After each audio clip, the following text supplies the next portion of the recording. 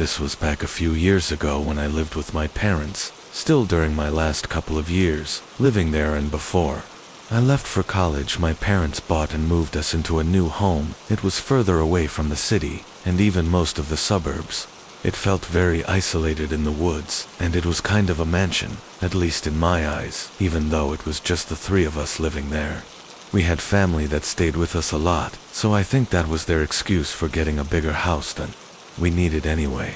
This week was actually the rare time where my parents were the ones actually flying out to see the rest of our family. They offered for me to come with, but I didn't want to miss a week of school and had to do all the catch-up work and stuff, so I just stayed back and watched the house for them. One thing I found out very quickly at this new house was that I didn't like being alone in it. The place was just so large, and there were so many long hallways with empty spare rooms that it felt uncomfortable, not to mention the place was built over a century ago, which was kind of creepy on its own.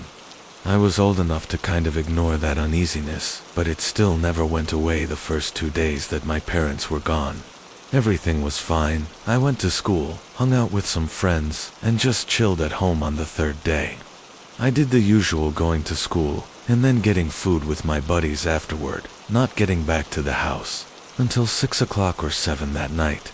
It was already pretty dark out, and I was kind of exhausted, wanting to just lay in bed for the rest of the night. I headed inside and dropped my school stuff by the door, then walked up to the second floor. Pretty much right when I looked down the long main upstairs hallway, I noticed something off. One of the spare bedroom doors was open. I didn't immediately think there was actually something wrong, but it just brought that uneasiness back that I always felt. I walked down and looked into the spare room. It just had a bed and a couple of random pieces of furniture, but aside from that, there was nothing there. I closed the door, but still felt off about it. The thing is, my room was at the end of this hallway, so I walked past all these doors multiple times a day, and I can't see how I wouldn't have noticed this door being open until just now. I always hated when the doors were left open in this massive house, because it just felt weird to walk past so many open rooms before chilling.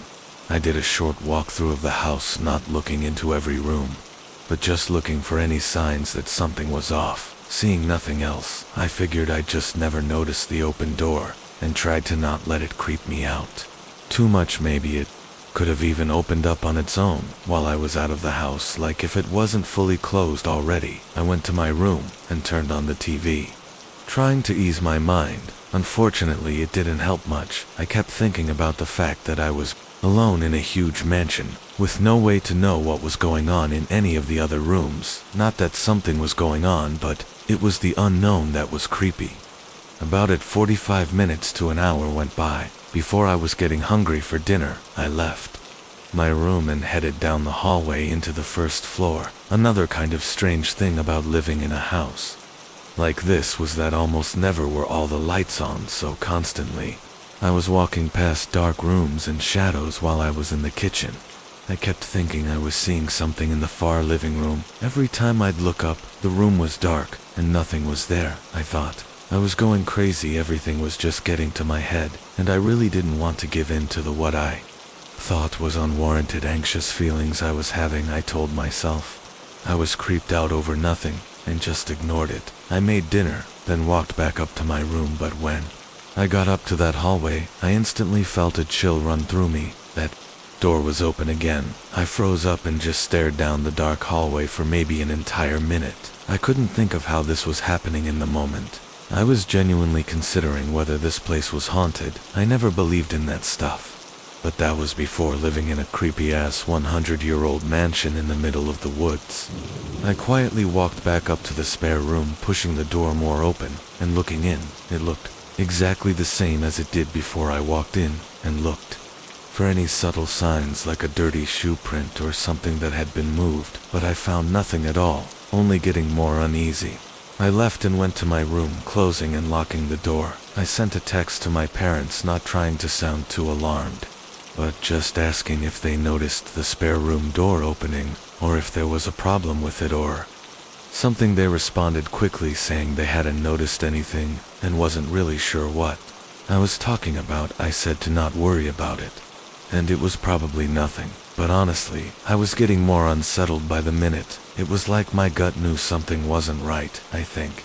I was in my room sitting on the bed with the TV on and eating for 10-ish minutes when I heard what sounded exactly like footsteps in the hallway. I quickly reached for the remote and paused the TV just quick enough to hear a thump right outside my bedroom door. My heart was racing. There was a long pause, no sounds in the house at all, which made me too scared to even move. Then, whoever the hell was outside my room, softly and slowly knocked on the other side of the door. Like they were just tapping on it. I couldn't believe this was happening. It was so surreal that I didn't know how to react. They didn't knock or tap on the door for what felt like a whole minute after that, so eventually I called out, "Who's out there?" I've called the cops already, a lie, of course, but I hoped to get them to leave. I knew that I had to call the cops at some point, but it felt like right now it wouldn't be helpful, since it'd take at least 10 to 15 minutes for them to get here, so I had to hold off on my own. The only response I got were 3 more knocks at the door, still in that slow, calm way that they did, before finally I decided to call the police. I figured if they were just going to stand out there and wait, then this was the best move. I got on the line with an operator giving my address and everything. They asked what the person was doing now, and as I started saying that they were just standing outside my bedroom door, I heard a loud scratching sound against the wood. It was one long scratch, like they were scraping something against the door. I started kind of freaking out, pleading for them to get here quickly. The door handle started moving back and forth, but thank God. I locked it. Another minute or so passed before 3 more knocks tapped against the door, and then it went quiet again. It stayed quiet the whole 10 minutes. I waited for the cops to arrive. When they did, there was no one outside my bedroom anymore. The only sign left behind from them was a long gash carved into the backside of the door, clearly from a knife. The officers tried investigating where they could have gotten inside from, but honestly, it was nearly impossible with how many entrances and windows that there were in the house. Also, most of the windows had old and unreliable locking mechanisms. Ultimately, no real leads or anything were found. My parents flew home as soon as they could, while nothing else ended up happening. I never felt safe in that house anymore. Every dark hallway and empty room felt even more eerie, and the woods surrounding the house were just unsettling. Just a week after the incident, I could have sworn I saw someone standing in the woods not far from the window, but it was dark, so maybe it was just a shadow. Thankfully, I don't live there anymore, and my parents sold the place just a couple months ago.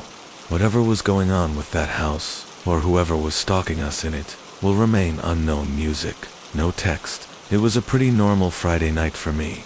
I lived alone in a really small home in the suburbs, but worked an hour away in the city. Finally reaching the weekend, I was ready to do absolutely nothing tonight and just watch YouTube, game, and maybe sleep in. I took a quick shower after getting home, then fired up the PlayStation and relaxed and gamed for a few hours. I even cracked open a few beers. The night was going pretty well, and I thought the only thing that could make it perfect was to get some pizza delivered. I ordered from a local pizza shop, just using their app to place the order with, then laid back on the couch and watched YouTube on the TV while I waited. After 45 minutes, though I realized it had been a while since I'd placed the order and hadn't gotten any texts that they were on the way, I pulled my phone out and checked the app. It said there was a delay. I don't remember the exact message, but it was very generic, basically saying, "Sorry for the delay, your order will be on the way soon." It was no big deal. I was trying to stay up late anyway. Although I felt my eyes getting heavy, maybe I was more tired than I thought. Over the next 15 minutes with YouTube playing in the background, I slowly dozed off. I woke up suddenly to the doorbell ringing multiple times. I shot up from the couch thinking, oh, the pizza delivery. I had no idea how long I was passed out for, or how long the delivery guy had been waiting on me. I hurried over to the door and opened it. I was still really groggy and having a couple of beers earlier didn't help at all. There was a man standing on my porch. "Sorry, I hope you weren't waiting long. How much do I owe you?" I said tiredly. The guy looked a little confused. I clarified for the pizzas. "How much do I owe you?" It was as the words came out of my mouth that I realized this guy wasn't even holding any pizza boxes or anything at all. No uniform either. He had dark jeans and a gray hoodie flipped over his head and hands stuffed into his pockets. The guy didn't answer for an awkward amount of time, like he was still thinking about what I said, but then he smiled and said not to worry, the pizzas were still on the way. He stopped talking after that, just looking at me as if that were a normal answer, even me being a little drunk and really tired. I knew that was a weird response. Why would he be here if it were still on the way? But I just said okay. And after another couple seconds of awkward silence, I closed the door. I rubbed my face and tried to regain my thoughts. Why was that interaction so strange? I was aware that I wasn't in the right mind, but unfortunately, that made me think that maybe it wasn't as off as I was making it out to be. I put on a new video, then sat down and continued watching, only for me to fall asleep once again this time. I woke up to a clicking sound. I didn't know what it actually was though. However, I knew I'd only drifted off for a few minutes, because the video was still running. I sat up again and waited for a doorbell or a knock or something, but there wasn't. I still didn't know what that click sound was, but it was then that I finally remembered to check the app for any updates on the order. I opened my phone but didn't even get past the lock screen without being confused. It was 4 o'clock a.m. I placed the order at 11 o'clock, and the pizza shop was only open until 1 a.m. I quickly checked the app, seeing the order was delayed for an hour before getting cancelled by the shop, but then who was just at my door? I got up from the couch and walked through the hallway to the front door, checking out the peephole, and seeing no one out there, I reached down to unlock and opened the door only to see it was already unlocked. I must have forgotten to lock it when I answered the door just a few minutes ago because I was so out of it. I opened the door and looked out, but saw nothing, just an empty and quiet neighborhood. I was way too tired and tipsy to be dealing with whatever was happening without getting any answers. I closed the door and instantly stopped, too dead in my tracks. That sound, the door clicking into the doorway, it was exactly what I heard that woke me up. I felt my face go pale in a split second. I replayed the whole interaction with the guy, realizing my mistake, and that he was just going along with being the pizza delivery guy after I'd already mentioned it. What intentions could he possibly have for him to lie about that? I looked back into the dark and quiet home. Everything in me told me to leave. I quietly walked back down the hallway, trying to get my phone from the couch. Just when I did, I heard something move in the other room. I panicked, grabbing my phone and running for the front door. I ran out of the house and down to the end of the block, then dialed 911. The cops arrived pretty quick, just a few minutes after I called, but it still wasn't fast enough. The guy was long gone. I gave them every single detail I could think of, exactly what he looked like, what he said and everything.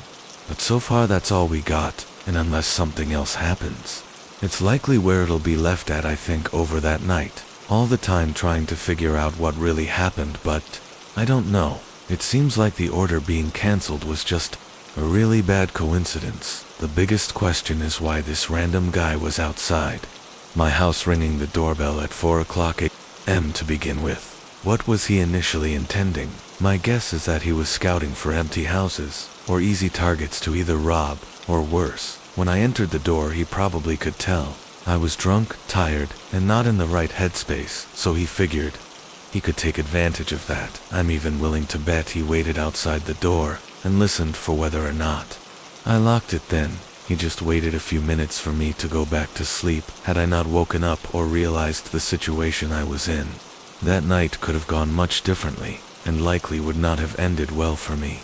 No text. In mid-2019, I moved to a new town for a work opportunity. I didn't have much when I got the job and moved, so I found the cheapest apartment possible and rented the smallest room. It was a one-bedroom unit on the second floor of a small complex, only having 4 units in total. They were very old and outdated, and honestly not in a very nice area. For the first 3 months, I was the only one living. In the complex, all 3 of the other units were vacant, which made me feel a little uncomfortable about the place, but it was only meant to be temporary until I saved enough for my new job, so I held out. Work turned out to be a lot more stressful than I hoped for, though lots of late nights, overtime, and just not the best work environment. I didn't have much time to spend in my apartment aside from sleeping one night. I got home at 8 p.m. tired and barely awake. As I walked inside, I took my shoes off and walked down the hall to my room, when there was a sudden knock against the door to my unit. I jumped, startled awake by how unexpected it was. I didn't see anyone outside when I was walking in. I stumbled back over to the door, and through the peephole, I could barely see anything. I think the glass was either broken, or had a stain, or something covering it, unsure who it was. I opened the door. Standing really close to the doorway was an older man, say late 40s to early 50s, with dark hair and stubble. His eyes were really striking, not in a good way but in an unsettling way. "How can I help you?" His eyes opened a bit wider, and after a moment he asked if I lived here. I thought that was a pretty strange question, but I just said yeah. Without thinking too hard about it, he grinned at me and said he was moving into the unit right next to me and just wanted to introduce himself. He then gave an awkward wave goodbye as he walked down to the unit next to mine and went in. Oddly, he never actually introduced himself, like told me his name or anything. I just thought he was a weird old man, but nothing to worry about. If anything, it was kind of a relief knowing someone else had moved into this otherwise vacant building that I was staying in alone that night. I had dinner and went to bed early, having another long day of work the following day. I got back around the same time as before, but this time as I walked up the outdoor stairs to my unit, I saw blinds move in the window to the unit next to mine, the one that the old man said he moved into. The way the blinds were swaying looked like as if he were looking out the window at me. I hurried up to my door and got inside, feeling a little uncomfortable. I told myself it was likely nothing and to not overthink it. However, I again was only inside for maybe 30 seconds before there was a knock from the door. I went back over to the door and out of habit, I looked out the peephole again, only to be reminded that I couldn't see anything, so I opened the door, already knowing likely who it was. It was the same man, looking exactly the same as last night.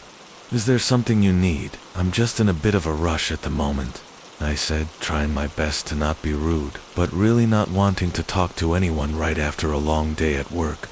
The man didn't really react to what I said though. "Would you happen to know how the thermostat works in these units? I must be too old to figure it out," he said with a slight chuckle, hoping this was as harmless a question as it seemed. I explained the very simple way it worked. I mean, these things had just a couple of buttons. It would be hard to not understand them. He nodded and smiled, but then asked if I could show him, as he thought he already tried what I just said. I reminded him that I was in a hurry, and he apologized but was being a little passive-aggressive and pushy, saying it'd only take 30 seconds, and he really needed my help. To be fair, it was the middle of winter and pretty cold out, so if he really couldn't get his thermostat to work, I'd feel pretty bad after a bit. I folded and said okay.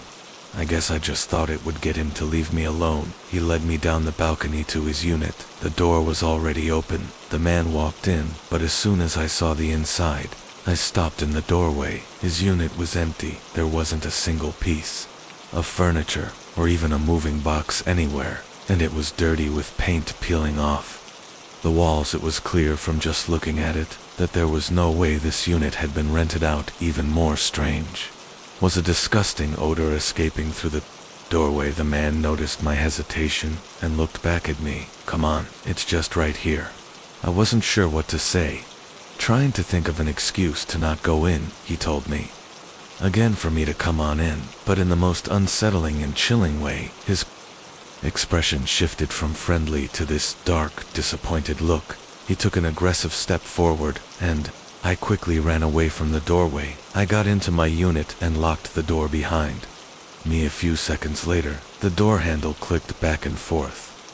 He tried to open it. I started calling the police. The man paused for a minute, and it felt like he was probably listening in to what I was doing before he called out, He used a friendly voice asking what was wrong, and that he only needed my help. He knocked on the door a few more times, and then I heard his footsteps leave, and it stayed quiet until the police arrived.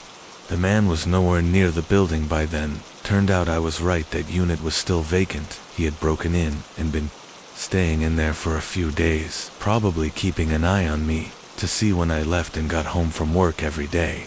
I think there's no doubt that things could have gotten a lot worse had I entered that unit with him, or had just let things go on for any longer. Who knows what he was planning.